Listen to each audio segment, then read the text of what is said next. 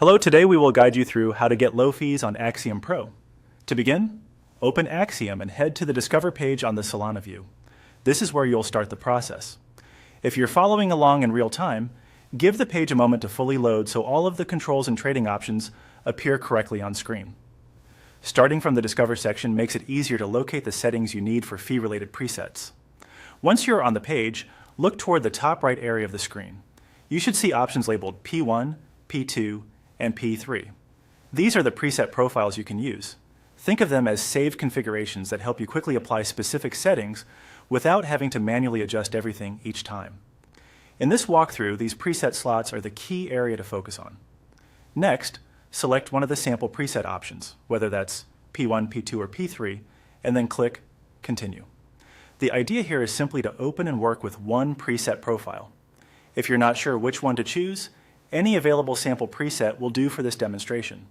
After selecting it, Continue will move you into the preset setup flow so you can connect that preset to a specific trading selection. From there, choose a sample symbol or instrument. This is the item you want the preset to apply to. Depending on what appears in your interface, this may look like a token, trading pair, or another market instrument. Select the appropriate sample option shown on your screen. This step matters because the preset needs to be tied to something specific before you can use it effectively. After that, move to the lower right area of the screen.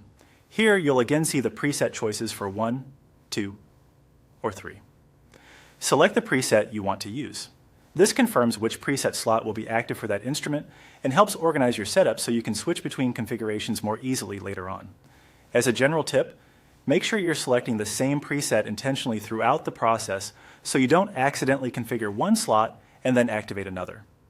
It's also a good idea to pause for a second after each click, especially if the platform needs time to respond. Once you've completed those selections, you've finished the setup flow shown in this guide for getting low fees on Axiom Pro.